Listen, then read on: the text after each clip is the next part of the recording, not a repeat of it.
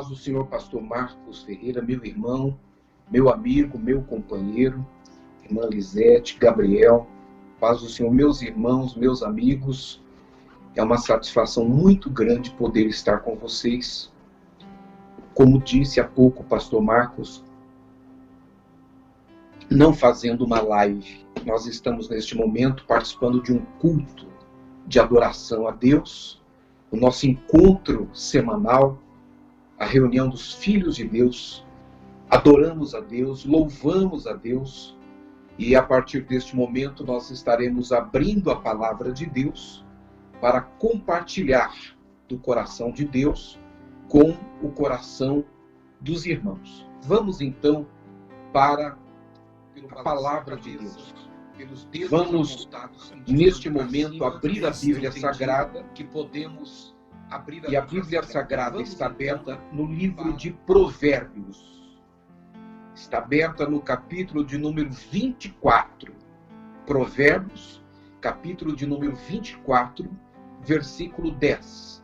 Eu estou dando um tempo para que você que está com a sua Bíblia em mãos tenha a oportunidade de abri-la, para que você que está fazendo a leitura na sua Bíblia, que é a Bíblia digital, também tenha a oportunidade de abri-la. Provérbios, capítulo 24, versículo 10, que diz assim: se te mostrares frouxo no dia da angústia, a tua força será pequena. Eu repito, se te mostrares frouxo no dia da angústia, a tua força será pequena. E eu leio ainda, numa outra tradução, desta forma: se você vacila no dia da dificuldade, como será limitada a tua força? Meus amados irmãos, meus amados, meus queridos amigos, a Bíblia Sagrada nunca pretendeu ser um livro que escondesse de qualquer um de nós qualquer coisa a respeito da verdade. Pelo contrário, a Bíblia, ela não contém a palavra de Deus.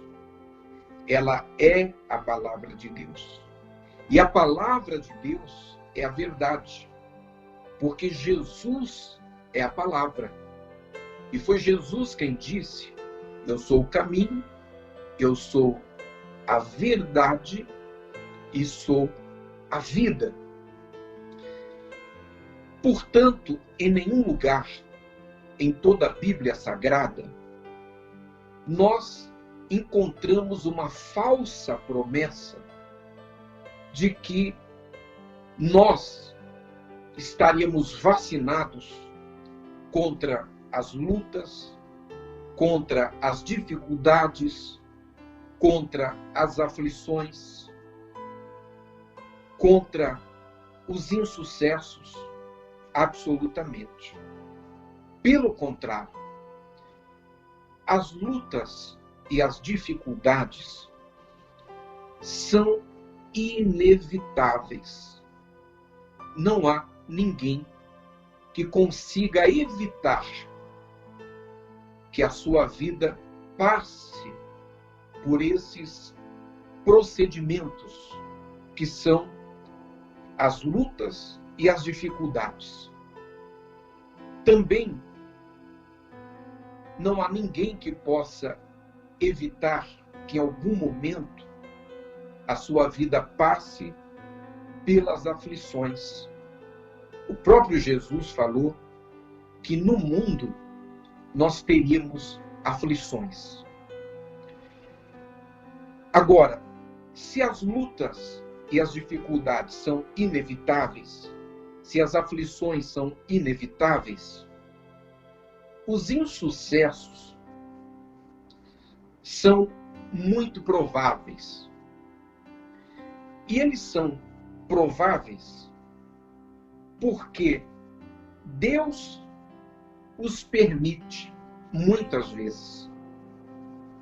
Você não vai encontrar na Bíblia nenhum grande homem de Deus, nenhuma grande mulher de Deus que tenha uma história construída pelo Espírito Santo de vitória e que edifique a nossa fé e a nossa espiritualidade, a nossa comunhão com Deus, que não tenha, em algum momento da sua história, algum insucesso.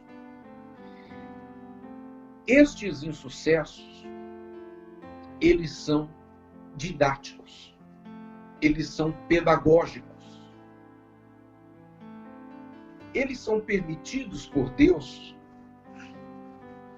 porque Deus tem pressa em executar nas nossas vidas, em realizar nas nossas vidas, tudo aquilo que Ele disse que faria.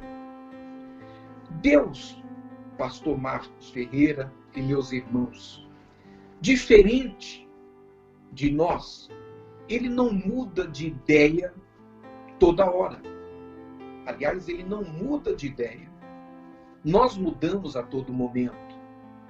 Deus não pensa de um jeito de manhã, à tarde de outro jeito, à noite de outro jeito, no outro dia de outra maneira, na outra semana de outra forma. Não. Deus tem planos. Ele é estrategista por excelência. E Ele tem um plano traçado para cada um de nós. E por conta deste plano, Ele fez promessas.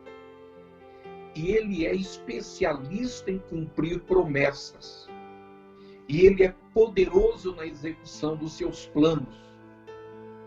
Agora, quando Deus permite que as lutas e as dificuldades se apresentem no nosso caminho, isso não significa que por algum momento Ele tenha se distraído em relação a nós ou tenha mudado de ideia em relação ao seu plano.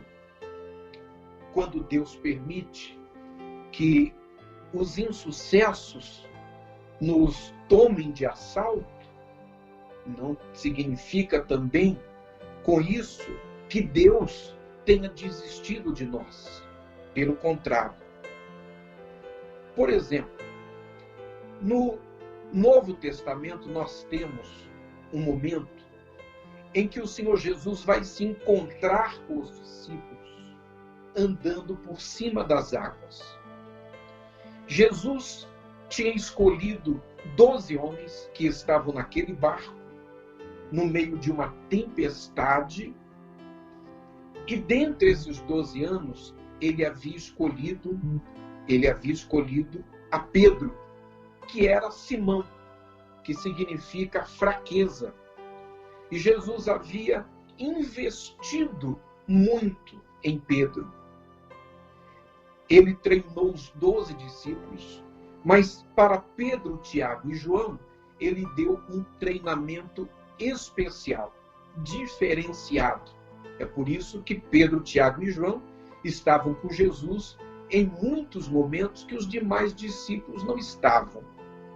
Então, neste momento em que Jesus se encontra com os discípulos, e eles estavam no barco, no meio de uma tempestade, Jesus vem andando por cima das águas, Pedro pede a Jesus que, se fosse ele mesmo, permitisse que ele fosse se encontrar com Jesus, também andando por cima das águas. Jesus dá uma palavra de comando. E baseado naquela palavra de Jesus que disse a Pedro, venha, Pedro saiu do barco, colocou os pés sobre as águas e começou a caminhar sobre as águas, assim como Jesus estava fazendo. Mas em um dado momento, a Bíblia diz que Pedro olhou para as águas, olhou para os ventos e começou a afundar. Jesus se apressou, segurou as suas mãos, salvou a sua vida e disse a ele: por que duvidastes, homem de pouca fé, de pequena fé? Tomando Pedro pela mão, levou-o de volta para o barco. E veja, Pedro experimentou aquele insucesso. Por quê? Pelo amor que Deus tinha para com a vida dele. Evidentemente, se Pedro não tivesse vivido aquele insucesso temporário, ele teria se transformado num monstro. Ninguém mais ia suportar Pedro. Seria o super Pedro, maior do que o tamanho que Jesus precisava que ele tivesse, de alguém que reconhecesse a sua dependência do poder de Deus e da graça do Senhor Jesus. É por isso que Jesus permite, o céu permite que ele experimente o insucesso para ser colocado no tamanho adequado, o tamanho ideal para fazer parte do grande plano que Deus tinha com a igreja, que Deus tinha envolvendo a sua vida. Então, em primeiro lugar, eu quero lembrar a vocês que lutas e dificuldades são inevitáveis, aflições são inevitáveis, os insucessos são muito prováveis, mas que Deus os permite porque Ele tem pressa em realizar na nossa vida o que Ele planejou e o que Ele nos disse que ia realizar.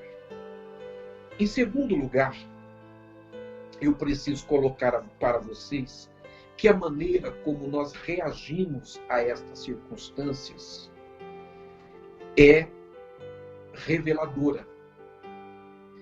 Eu quero citar aqui, pastor Marcos, uma frase dita por Paul J. Meyer, que disse o seguinte: a vida é 10% daquilo que acontece comigo e 90% de como eu reajo a isso. A maneira que eu reajo à luta, a maneira que eu reajo à dificuldade, que eu reajo às aflições e que eu reajo aos insucessos é uma extraordinária revelação a respeito de mim mesmo. Quando eu trago aqui esse texto bíblico, um texto da palavra de Deus, que diz que se eu for frouxo no dia da angústia, eu terei a força diminuída, a minha força será pequena, fala de uma forma de reagir a essas circunstâncias que eu já coloquei. Porque ser frouxo é uma maneira de reagir. E diante das provas, das peneiras da vida, das aflições do presente século, muitas pessoas se agigantam e muitas pessoas se ananicam, se apequenam. Eu separei aqui 2 exemplos que eu quero compartilhar com vocês, de pessoas que reagiram de maneira positiva às aflições, às incertezas, às lutas. 2 exemplos no Novo Testamento, no Segundo Testamento, e 2 exemplos no Primeiro Testamento. No Segundo Testamento, o primeiro exemplo que eu trago a vocês é a mulher do fluxo de sangue. Essa mulher que há 12 anos vivia castigada por uma enfermidade terrível que a tornava impura diante dos olhos da sociedade, diante da compreensão da sua congregação. Mas esta mulher, que tinha um fluxo de sangue, depois de 12 anos lutando contra uma enfermidade, gastando tudo que tinha, com uma situação que só piorava, era um abismo chamando outro abismo, mas ela não desistiu. Ela foi ao encontro de Jesus quando tomou conhecimento de como Deus estava agindo através de Jesus para curar as pessoas, para libertar as pessoas. E mesmo sendo ignorada pela multidão, ela arriscou entrar no meio das pessoas, do povo, e tocar nas vestes de Jesus. E quando Jesus parou e perguntou: quem me tocou? E Pedro disse a Jesus: Senhor, a multidão te aperta e o Senhor pergunta: quem me tocou? Jesus disse: alguém me tocou diferente, porque de mim saiu virtude. Esta mulher, corajosamente, sem ter receio, sem ter medo, inclusive de um eventual apedrejamento, admitiu publicamente que ela tocou em Jesus. Ela contou a sua história e Jesus disse a ela: vai, a tua fé te salvou.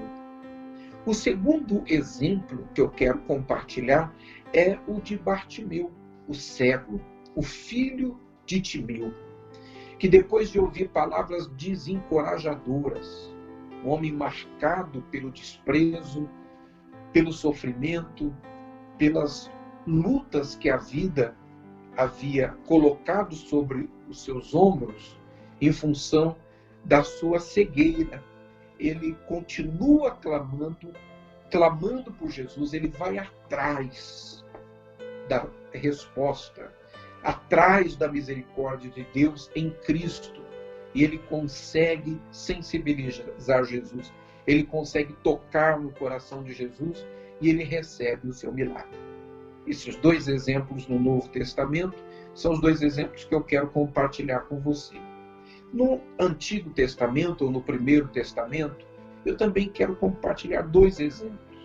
O primeiro exemplo é o de Josué e Calebe. Está em Números, no capítulo 14, entre os versículos 7 a 9, quando eles são colocados diante de Moisés e confrontados pelo relatório de 10 dos príncipes do povo que tinham tido juntamente com eles a incumbência de vigiar a terra de Canaã antes dos hebreus entrarem e possuírem a terra. Os 10 que acabaram ganhando o coração do povo, derreteram o coração do povo, influenciaram a decisão do povo, disseram: nós não podemos entrar nesta terra, porque esta terra ela é perigosa, ela tem leite e mel, mas ela engole os seus moradores, e ela tem gigantes, e esses gigantes eles vão nos destruir. Eu quero lembrar o que disseram Josué e Calebe quando falaram à congregação, dizendo: a terra pela qual passamos a espiar é terra muito boa. Se o Senhor se agradar de nós, olha o segredo, a compreensão que eles tinham do segredo do sucesso. Se o Senhor se agradar de nós, então nos porá nesta terra e nola dará, terra que mana leite e mel. Tão somente não sejais rebeldes contra o Senhor.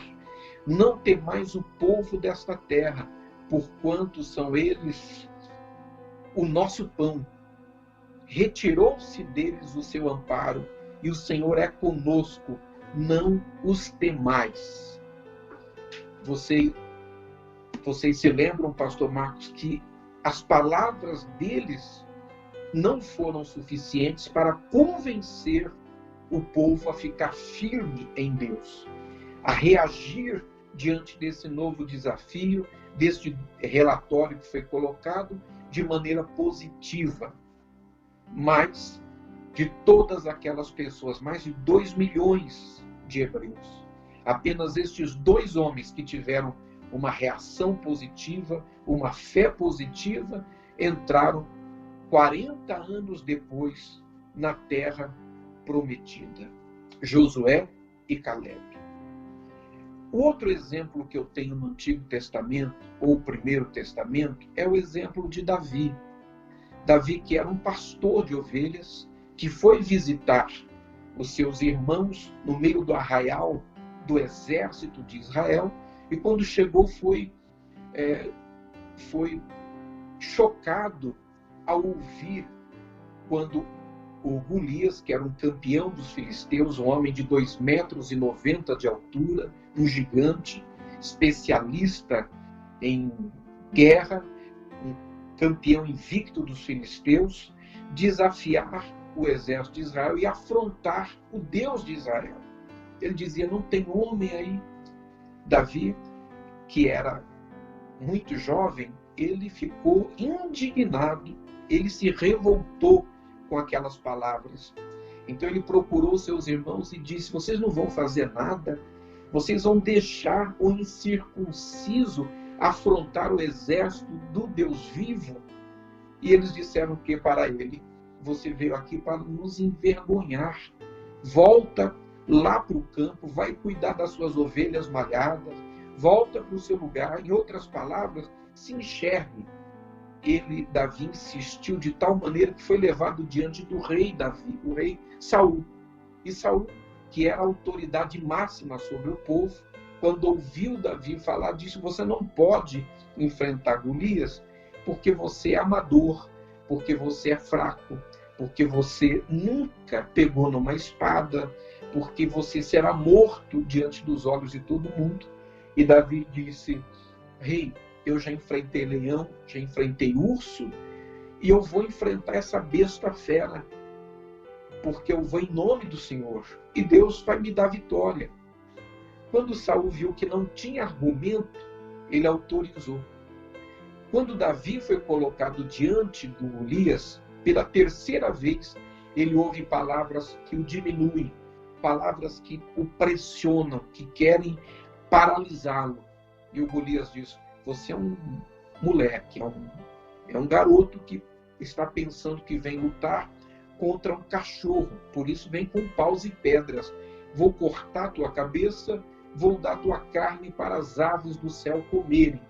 E Davi diz para ele: você vem contra mim com espada e com lança, e eu vou contra você em nome do Senhor dos Exércitos. Todo mundo sabe como essa história terminou. Aliás, todo mundo sabe como esses 4 exemplos que eu contei terminou.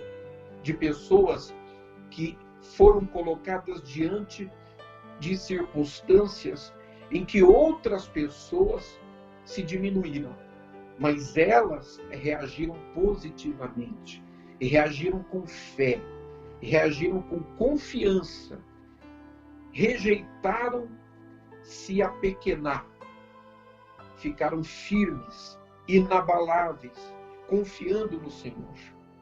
Mas o maior exemplo que eu tenho para dar a vocês, de alguém que nunca se apequenou, que nunca ficou pequeno diante dos problemas, das aflições, das ameaças, dos perigos, das lutas, das crises, é o Senhor Jesus. Jesus é o campeão dos campeões. Jesus é o campeão invicto. É aquele que nunca perdeu nenhuma batalha, inclusive aquela que ele aparentemente tinha perdido numa sexta-feira. Parece que Jesus tinha perdido naquela madrugada da sexta-feira, de quinta para sexta, quando foi condenado, mas só parecia. Só parecia. Parecia que Jesus tinha perdido quando ele foi condenado por Pilatos, mas só parecia. Parecia que Jesus tinha perdido quando colocaram sobre a cabeça dele uma coroa de espinho, mas só parecia. Parecia que Jesus tinha perdido quando ele levou 39 chicotadas que cortaram da sua nuca até o seu calcanhar, mas só parecia. Quem olhava para Jesus pensava que ele era um perdedor, mas só parecia um perdedor. Parecia que ele tinha perdido quando ele foi pregado na cruz, tendo uma mão com um prego, a outra mão com outro cravo e um que perfurou os seus pés, mas só parecia. Parecia que ele tinha perdido quando às 3 horas da tarde de sexta-feira ele entregou a Deus o seu espírito e estando entre dois criminosos, ele expirou. Só parecia. Mas o próprio centurião, que estava cumprindo as ordens de Roma e tinha ordenado a execução, aos pés da cruz, clamou com grande voz: verdadeiramente nós matamos o Filho de Deus. Parecia que ele tinha perdido quando ele foi carregado da cruz, embrulhado em um lençol e levado para a casa do senador José de Arimateia, depositado, tendo seu corpo depositado no túmulo, preparado por José de Arimateia para o seu sepultamento, e teve a pedra colocada em cima, na entrada do túmulo. Parecia que ele tinha perdido, mas só parecia, porque domingo de manhã, quando as irmãs foram ao túmulo de Jesus para render a ele as últimas homenagens e tratar o seu corpo com unguento e especiarias, encontraram a pedra removida, os guardas não estavam lá, o túmulo estava vazio, os lençóis estavam dobrados e do lado de fora um anjo estava sentado sobre a pedra, se dirigiu a elas e disse: por que vocês estão buscando o vivo no meio dos mortos? Ele não está aqui, ele já ressuscitou. Só parecia. Deus permitiu aquele aparente insucesso, aquela aparente derrota, aquele aparente fracasso, porque Deus tinha com Jesus um plano maior. Deus tinha para Jesus um projeto maior. Era a cruz que transformaria Jesus em Cristo. Cristo significa ungido. A cruz não era o ponto final. A cruz era uma escala. Era o caminho do trono. Era o caminho da vitória absoluta sobre a morte e sobre o pecado. Meus amigos, diante do chicote do centurião, diante da autoridade de Roma, diante e sob a coroa de espinhos, diante e na cruz do Calvário, Jesus não se diminuiu. Ele nunca diminuiu-se diante dos problemas. Ele agigantava-se, ele crescia. E agora, quando eu vou chegando já ao final desta palavra, eu quero caminhar para a minha conclusão. E nessa conclusão eu quero colocar 4 pontos para vocês. E termino, pastor Marcos. Em primeiro lugar, Deus pode mudar qualquer circunstância. Se você puder, escreva isso, anote na capa da sua Bíblia, anote num lugar que você depois não vai se esquecer. Guarde dentro das páginas do seu coração. Escreva nas tábuas da sua alma. Não há circunstância que Deus não possa mudar. Enquanto Deus não muda uma circunstância, Ele está nos mudando. Deus pode mudar qualquer circunstância. Enquanto Ele não muda a circunstância, é porque Ele está nos mudando. E por quê? Porque Deus tem um plano conosco e Ele não desistiu de nós. Ele não desistiu do seu plano. Ele não mudou de ideia em relação a nós. Segundo lugar, temos muito a aprender acerca de nós mesmos, observando as nossas reações. As nossas reações denunciam a nossa natureza e denunciam o quanto do Evangelho de Jesus prosperou em nós. Nós não somos credenciados pelas nossas ações. As nossas ações nos enganam e enganam as pessoas. Quantas vezes é possível uma pessoa conviver com outra 30 anos e não saber com quem está convivendo? Quantas vezes nós pensamos que conhecemos alguém, mas em algum momento nós nos surpreendemos, porque as ações não revelam ninguém. As ações muitas vezes camuflam as nossas intenções, as nossas motivações e os nossos sentimentos. Agora, as reações não. As reações nos revelam. É por isso que quando foram perguntar a Jesus: Senhor, quem o Senhor é? Quem o Senhor é? Porque uns estão falando que o Senhor é Elias, outros estão falando que o Senhor é Moisés, o Senhor está falando que outros estão falando que o Senhor é o profeta. Jesus disse: quando eu for levantado na cruz, vocês vão saber quem eu sou. Mas por que Jesus está falando isso? Olha que incrível Jesus. Que extraordinário esse Jesus. Ele está dizendo: preste atenção nas minhas reações. Veja como eu reajo. E nas minhas reações vai ficar evidente quem eu sou. É por isso que ele passa, ele sofre como ovelha muda levada ao matadouro. Ele não reclama, ele não amaldiçoa. Você vai ficar calado, você não vai se defender. Eu tenho poder para dar a vida, tirar a vida, não. Todo o poder que você tem, o meu Pai é que te deu. É por isso que na cruz, o inferno, todas as potências espirituais da bondade e da maldade estão atentas às reações de Jesus. Então, depois de sofrer, depois de padecer, depois de ser supliciado, depois de estar crucificado, envergonhado, e o pior, diante da sua mãe que está ao pé da cruz, Jesus é chamado por um dos criminosos que está ao seu lado, que merecia estar ali, e que diz: Senhor, lembra-te de mim quando entrares no teu reino. E ele, o Senhor Jesus, que estava ali sem merecer, um justo condenado pelos injustos, que podia ter uma reação carnal, humana, vira-se para ele e permite que a graça de Deus passe por ele, apesar de toda a sua dor, de todo o sentimento de injustiça e de ingratidão, que é o pior de todos os sentimentos.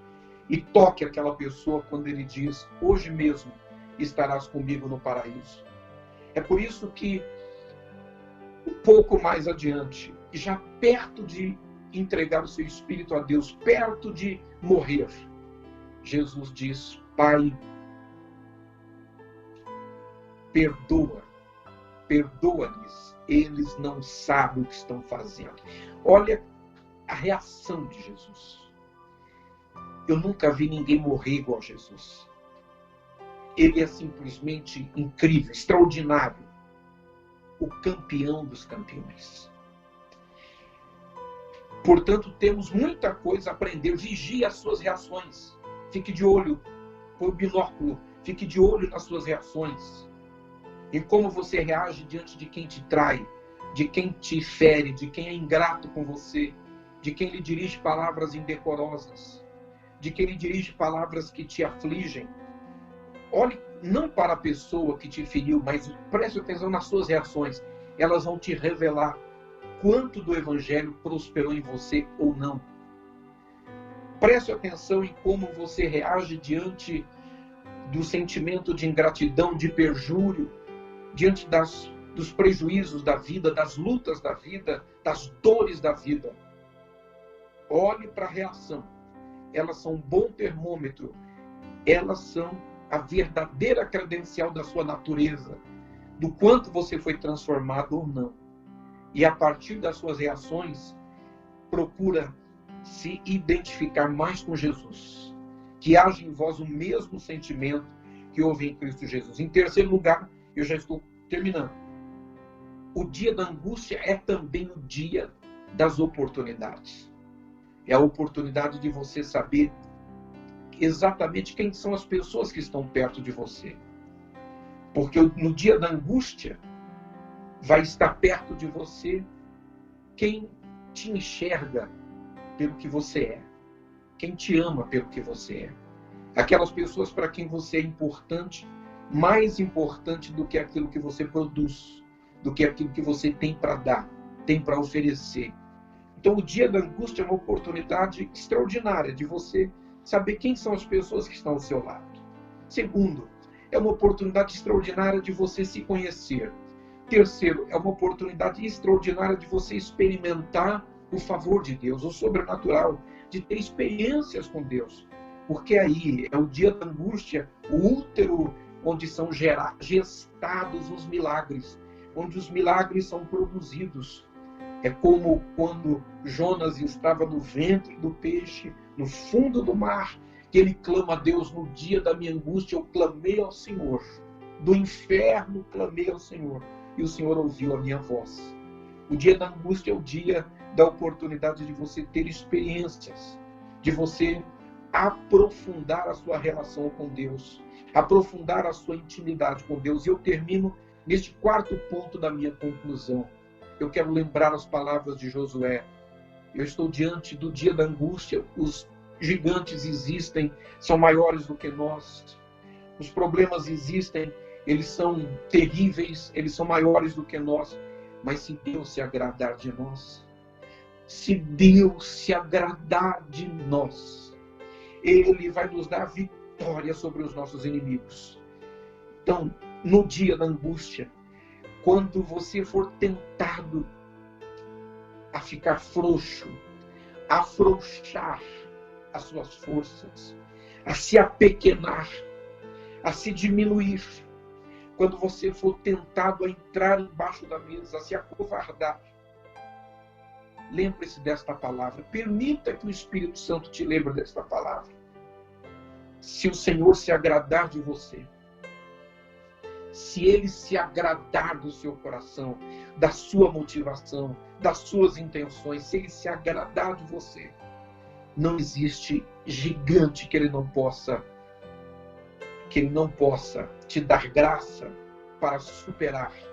Não existe adversidade que Ele não consiga, não tenha poder para criar uma porta de saída ou te dar ferramentas para enfrentar e para vencer. Há muitas coisas que eu tenho maiores do que eu. Muitas coisas que eu pensei que fossem menores do que eu, mas no dia da angústia se revelaram maiores do que eu. Mas até o dia de hoje, são 54 anos de vida. São 33 anos como pastor, são 47 anos como pregador do Evangelho. Até o dia de hoje, eu nunca vi nada maior do que o nosso Deus. Com estas palavras, eu termino de compartilhar com vocês a palavra que Deus colocou no meu coração. Eu desejo que Deus em Cristo, pela graça do Senhor, no poder do Espírito Santo, nos ajude para que o Evangelho de Deus prospere em nós de tal forma que não apenas nas nossas ações, nos hinos que cantamos, nos jargões que falamos, nas mensagens e nas palavras bonitas que nós pregamos, mas nas reações que nós possamos revelar Jesus, mostrar Jesus para nós e para o mundo. Que Deus abençoe a todos, que Deus guarde a todos, que Deus sustente a todos pelo seu poder. E que lá do outro lado do Mar Vermelho, lá do outro lado do ambiente de teste, de provação, de luta, de aflições, lá no outro lado do dia da angústia, que nós possamos, vendo o mar se fechar nas nossas costas, levantar as mãos e nos unirmos a Miriam, cantando: só o Senhor é Deus, só o Senhor é Deus, só o Senhor é Deus. A paz do Senhor, meus amados e queridos irmãos.